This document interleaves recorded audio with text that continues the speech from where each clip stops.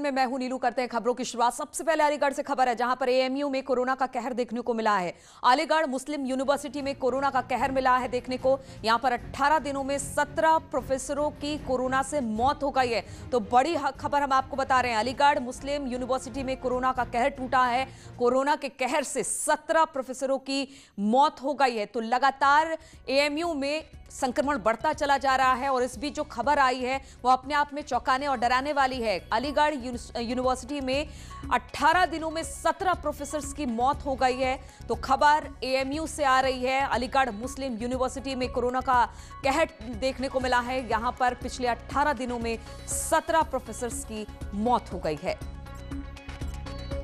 लगातार यहां संक्रमण का आंकड़ा बढ़ता चला जा रहा है और जो खबर आई है उसमें खबर यही निकलकर सामने आ रही है कि 18 दिनों में 17 प्रोफेसर्स की मौत हो गई है।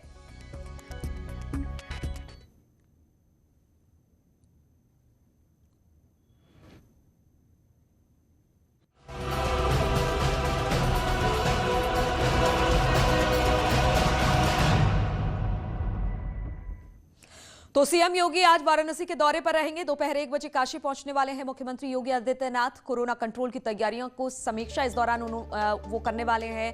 अस्थायी कोविड अस्पताल का निरीक्षण भी करेंगे। हम आपको बता दें कि डीआरडीओ ने बीएचयू में एक कोविड अस्पताल बनवाया है, जहां पर आज मुख्यमंत्री जब वहां पर पहुंचेंगे तो सीधे इसी अस्पताल का निरीक्षण करने पहुंचेंगे। इसके अलावा आज वहां पर 3 घंटे वहां पर रहने का उनका कार्यक्रम है। समीक्षा करेंगे कि किस तरह से वहां पर सरकार द्वारा की गई तैयारियां चल रही है, लोगों को उसका लाभ मिल पा रहा है कि नहीं मिल पा रहा है, कोरोना संक्रमण किस तरह से आगे बढ़ा है, सरकारी तैयारियां उसके हिसाब से किस तरह की है। साथ ही डीआरडीओ द्वारा कोविड सेंटर बनाया गया है, वहां का निरीक्षण भी सीएम योगी आदित्यनाथ करेंगे।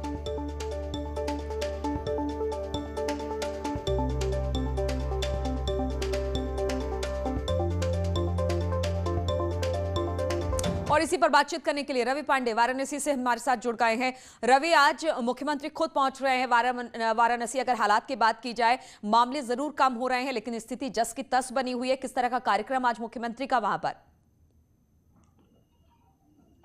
देखिए, मुख्यमंत्री बैठक करने से ज्यादा जमीनी स्तर पर निरीक्षण करना ज्यादा उचित समझते हैं और यही कारण है कि वाराणसी में जो डीआरडीओ हॉस्पिटल बन करके तैयार हुआ है उसको मुख्यमंत्री खुद आकर के आज जांच करने जा रहे हैं। उसमें 750 बेड लगाए गए हैं और वो उस हॉस्पिटल में कितनी सुविधा उपलब्ध कराई गई है, मरीजों का कैसा इलाज होगा, डॉक्टरों की क्या व्यवस्था होगी, ये पूरा का पूरा जो जायजा आज मुख्यमंत्री वाराणसी आकर लेंगे। और इसी के साथ वो वाराणसी के अधिकारियों के साथ साथ जनप्रतिनिधियों के साथ भी बैठक करेंगे और वाराणसी के जो हालात हैं, किस तरीके से कोरोना पे काबू पाया जा सकता है और किस तरीके से मरीजों के इलाज में सुविधा दी जा रही है, वैक्सीनेशन को क्या इंतजाम किए गए, ये सारी बातें मुख्यमंत्री आज बैठक में, समीक्षा बैठक में करेंगे और अधिकारियों को हिदायत देंगे कि जो योजनाएं चल रही हैं वाराणसी में उनको भी साथ साथ इस पीरियड में आगे बढ़ाते जाना है, ताकि काशी में जो योजनाएं चल रही हैं उनको भी सुचारू रूप से चलती रहे, इस पर कोई असर न पड़े।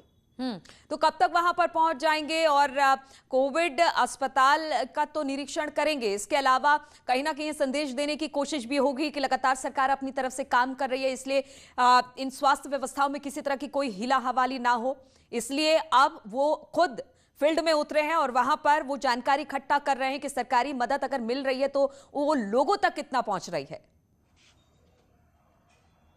जी देखिए, मुख्यमंत्री जब अपने बीमारी के बाद से, कोरोना की बीमारी के बाद से जब उठे तो वो तुरंत अपने जमीनी स्तर पर शहरों में जाकर के, घरों के पास जाकर के निरीक्षण कर रहे हैं, ताकि जनता को एक हिम्मत हो कि सरकार उनके साथ है और उनकी जितनी भी सुविधा है उसको लेकर के सरकार गंभीर है। और इसी का जायजा लेने के लिए आज वो वाराणसी भी आ रहे हैं। लगभग 1 बजे के करीब मुख्यमंत्री वाराणसी आ जाएंगे और 4, साढ़े 4 बजे तक का वक्त यहाँ पे बिताएंगे। इन सारे वक्त में जहाँ मरीजों का हाल जाना जाएगा, उनके सुविधाओं के बारे में जाना जाएगा, सरकारी जो चिकित्सक है, जो सरकारी अमला है, किस तरीके से उनको सुविधा दे रही है और कितना राहत पहुंचा रही है, इसका बैठक करेंगे, इससे पूछताछ करेंगे। तो वहीं वाराणसी में विकास कार्यों को लेकर भी जनता को कितनी सुविधाएं मिल रही उसका भी बात करेंगे। तो एक हिम्मत देने वाली बात होती है कि नहीं, सरकार जनता के साथ है और जनता घबराए नहीं, इस महामारी के दौर से हम जल्द निकलेंगे और जितने भी सरकारी अमला है वो उनके सुविधा के लिए लगाई जा रही है। बिल्कुल, तो आम लोगों के लिए सरकार है, सरकार किस तरह से प्रयासरत है इस तरह की एक मैसेज देने की कोशिश सीएम योगी की तरफ से है और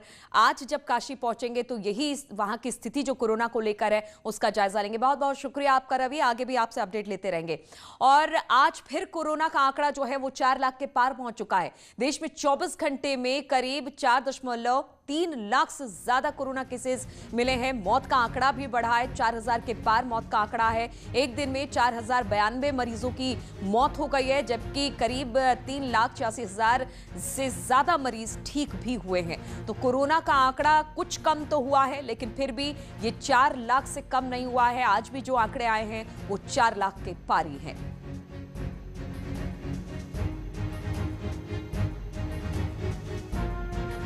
और लखनऊ से बड़ी खबर आ रही है। कोरोना केस में लगातार गिरावट देखने को मिल रही है। 24 घंटे में 1586 मामले सामने आए हैं। एक दिन में 4,721 लोग ठीक भी हुए हैं। तो आंकड़ा घटा है, जो कि राहत की खबर है। लगातार गिरावट हो रही है, लॉकडाउन इसकी वजह बताई जा रही है। जो स्वास्थ्य विभाग की तरफ से लगातार लोगों को सुविधाएं दी जा रही है उसकी वजह से भी, और साथ ही साथ वैक्सीनेशन का कार्यक्रम भी चल रहा है। तो लगातार कोरोना के मामलों में गिरावट एक राहत भरी खबर।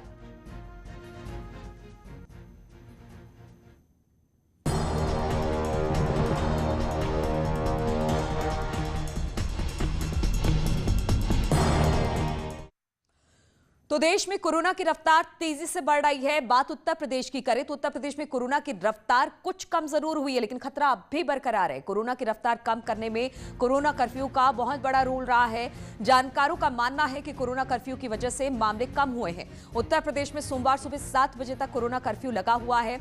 तो ये सवाल ये होता है कि कोरोना कर्फ्यू को सरकार क्या आगे बढ़ाएगी, या फिर कोरोना कर्फ्यू के बाद यानी कल के बाद से सरकार कर्फ्यू हटा देगी।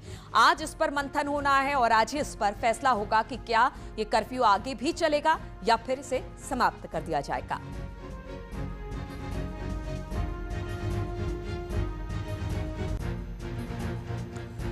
दुख, दर्द, खौफ और कोरोना संक्रमण की बढ़ती रफ्तार के बीच शनिवार को एक और राहत भरी खबर आई है। ड्रग्स कंट्रोलर ने डीआरडीओ की बनाई कोरोना की दवा के इमरजेंसी यूज को मंजूरी दे दी है। यह दवा अब तक हुए क्लिनिकल ट्रायल्स में सफल साबित हुई है। खुशखबरी, आई कोरोना की नई दवाई। डीआरडीओ की महीनों की मेहनत रंग लाई। इमरजेंसी अप्रूवल, अब इलाज की बारी। कोरोना से लड़ाई, डीआरडीओ ने दवा बनाई। त्राहिमाम मचा है, हर घर में डर का माहौल है। कोरोना कहर बरपा रहा है। ऑक्सीजन, अस्पताल और वैक्सीन की किल्लत ने जो आंसू दिए हैं, अब उस दर्द और खौफ को कम करने की दवा जल्द आने वाली है। ये ड्रग जल्दी से जल्दी हम डॉक्टर रेड्डीज़ लैब के जो हमारे इंडस्ट्री पार्टनर हैं उनके साथ लेके हम इस ड्रग को मार्केट में जल्द से जल्द ले आने के लिए कार्य कर रहे हैं। और ये ड्रग जो है ये जल्दी से जल्दी मार्केट में कोविड पेशेंट्स तक पहुंचेगी।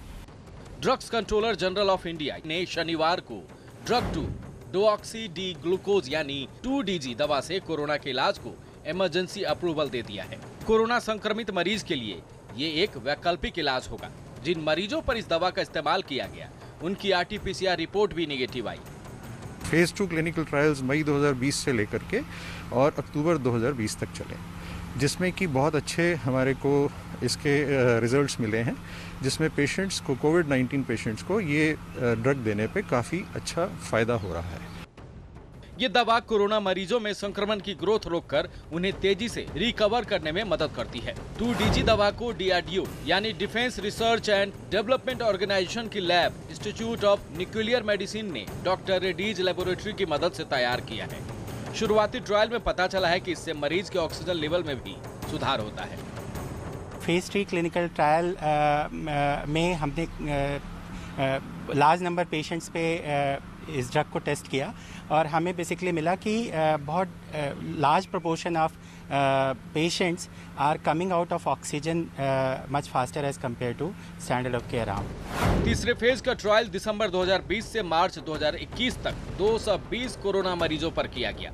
ये ट्रायल दिल्ली, यूपी, पश्चिम बंगाल, गुजरात, राजस्थान, महाराष्ट्र, आंध्र प्रदेश, तेलंगाना, कर्नाटक और तमिलनाडु के 27 अस्पतालों में किया गया। ट्रायल के दौरान तीसरे दिन मरीजों की ऑक्सीजन पर निर्भरता 42% से घटकर 31% तक हो गई। बता दें कि दवा पाउडर के रूप में मिलती है। इसे पानी में घोलकर मरीज को पिलाना होता है। ये दवा सीधे उन कोशिकाओं तक पहुंचती है जहां संक्रमण होता है और वायरस को बढ़ने से रोक देती है। Bureau report, news 18 network.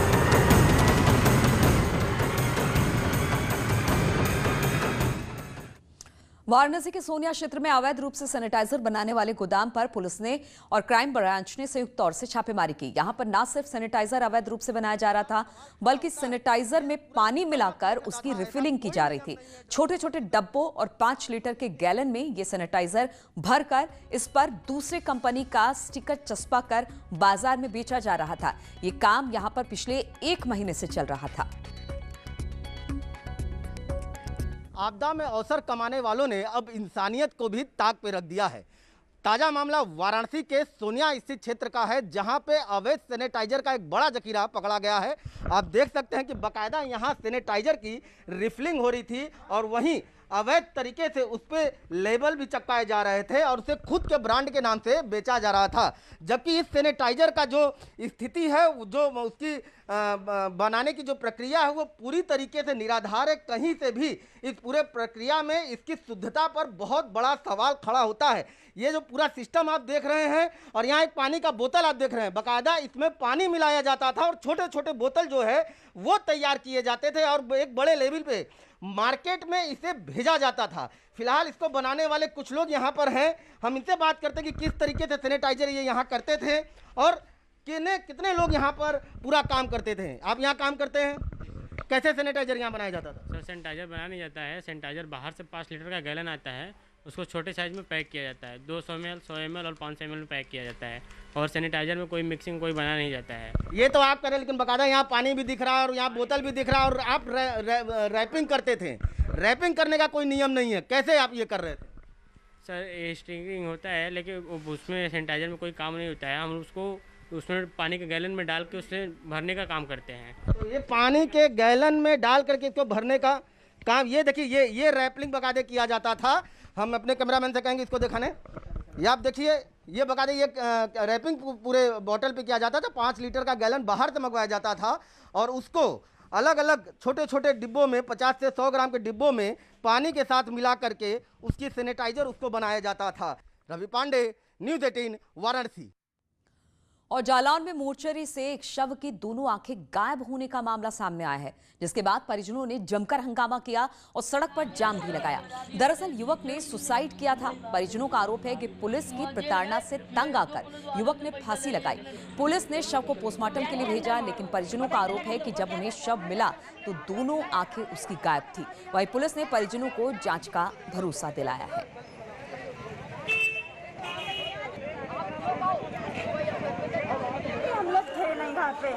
फांसी लगा ली, हम लोग गए तब हम लोगों ने देखा। देखने के बाद पुलिस वाले आ गए, किसी ने फोन किया, पुलिस वालों ने मिट्टी उसकी उठाई और लेके अस्पताल में आए, कहने लगे जिंदा है। तो हम लोग अस्पताल में पीछे से आए तो कह दिया क्या भी तुम लोग सुबह आना 10 बजे तक। हम लोग आए, फिर बाद में हमने मट्टी उठाई तो उसमें से आंखें निकली हुई है। सोनभद्र में रफ्तार का कहर, बेकाबू गाड़ी डिवाइडर से टकराई। हादसे में ड्राइवर और खलासी की दोनों की मौत बताई जा रही है। रॉबर्ट्सगंज कोतवाली के ओवरब्रिज की घटना है, जहां पर सब्जी से लदे पिकअप जो डिवाइडर थी उससे टकराई और फिर ये पलटी, जिसके बाद इसमें मौजूद ड्राइवर और क्लीनर की मौत हो गई।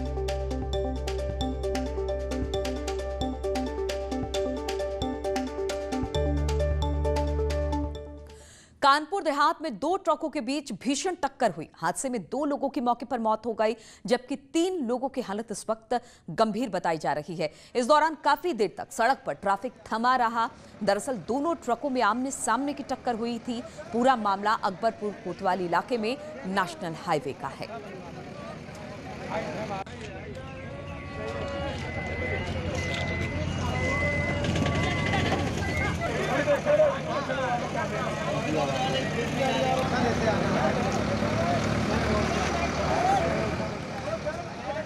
और उत्तर प्रदेश में त्रिस्तरीय पंचायत उपचुनाव के लिए मतदान चल रहा है।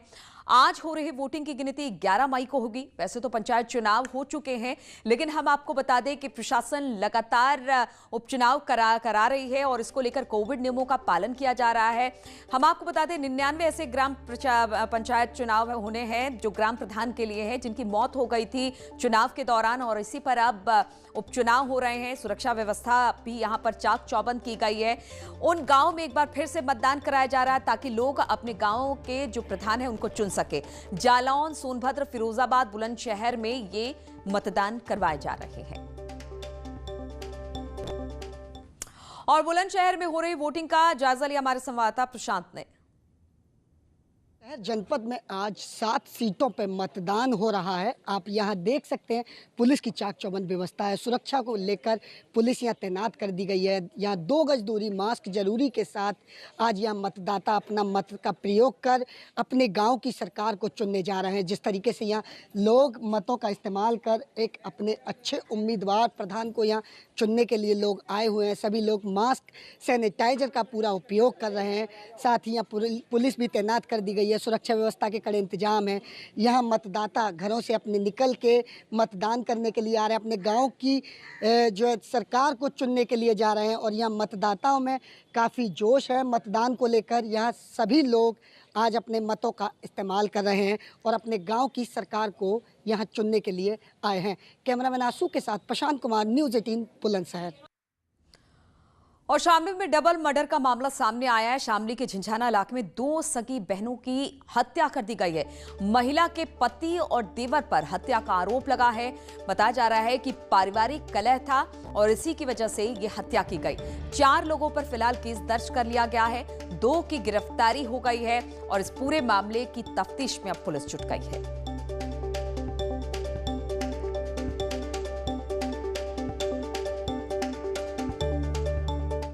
और एक तरफ कोरोना का कहर, दूसरी तरफ फंगस का इन्फेक्शन। कोरोना के मरीजों में इस तरह का इन्फेक्शन देखा जा रहा है, लेकिन डॉक्टरों का कहना है कि इससे घबराने की जरूरत नहीं है। पूरा मामला देखिए इस रिपोर्ट में।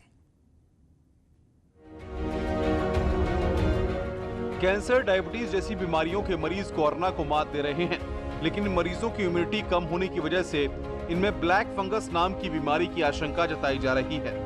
डॉक्टरों के मुताबिक राजस्थान, गुजरात और आंध्र प्रदेश में ऐसे मामले सामने आए हैं, जिसमें मरीज के शरीर पे काले धब्बे पाए गए। डॉक्टरों के मुताबिक ऐसा बिना सलाह के घर में ही ऑक्सीजन लेने की वजह से भी हो सकता है। जब हम लंबे समय तक मास्क यूज करते हैं तो हम देख रहे हैं यहाँ पर पेशेंट को हल्का सा एक जख्म जैसा बन जाता है। ऑल्दो जिसको प्रिवेंट करने के लिए आजकल कुछ और टेप वगैरह लगाते हैं, तो वहाँ से वो फंगस अपनी जगह बना लेता है और वहाँ से वो उस एरिया में वो ग्रो करना शुरू कर देता है।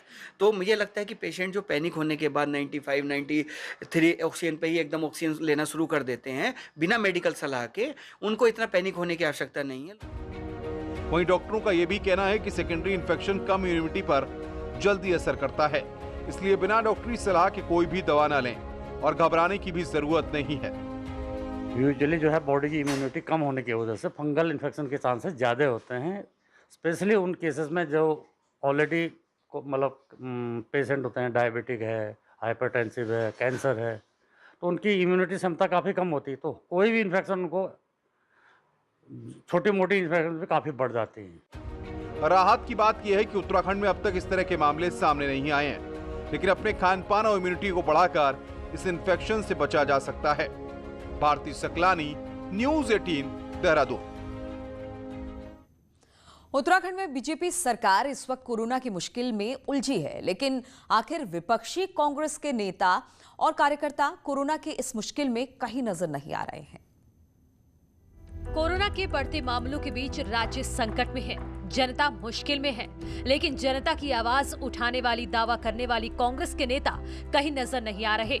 सल्ट चुनाव के बाद न पूर्व सीएम हरीश रावत दिख रहे हैं, न इंदिरा प्रीतम नजर आ रहे हैं। इसके अलावा महिला Congress, IT wing, youth Congress कोई भी नजर नहीं आ रहा।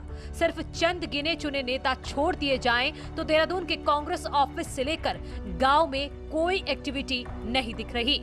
सत्ता में बैठे हुए लोगों से पूछना चाहते हैं, आप चाहते क्या हैं हमसे? ऑक्सीजन सिलेंडर हम कैसे मुहैया कराएं? इस पर जो है केंद्र और राज्य सरकार का नियंत्रण है। ऑक्सीजन बेड हम कैसे मुहैया कराएं, ये भी सरकार के अधीन है। आईसीयू या वेंटिलेटर, आप बताएं ना, सरकार बताएं ना, हमसे क्या सहयोग चाहती है। कांग्रेस के नेता नजर नहीं आ रहे तो बीजेपी को निशाना साधने का मौका मिल गया। बीजेपी का कहना है कि कांग्रेस सिर्फ नाम की राजनीति करती है, काम की नहीं, और इसीलिए ना नेता दिख रहे हैं और ना ही कार्यकर्ता। दिन के उजाले में कह रहा हूं इस बात को, केवल हर वक्त नेगेटिविटी, लोगों की मुसीबत पर, लोगों की आपदा पर, लोगों के जीवन पर जहां संकट हो, उसमें केवल राजनीतिक बयानबाजी करके इतिश्री करते हो, तो क्या यही समाज की सेवा है? क्या यही राजनीति है? क्या यही सरकार के साथ खड़ा होना होता है? उत्तराखंड में इस वक्त हर मुद्दे पर कोरोना हावी है। जनता त्राहिमाम कर रही है, लेकिन अक्सर सरकार पर निशाना साधने वाले बड़े नेता, विधायक और पूर्व मंत्री कोरोना महामारी में कहीं नजर नहीं आ रहे। दीपांकर भट्ट, न्यूज़ 18।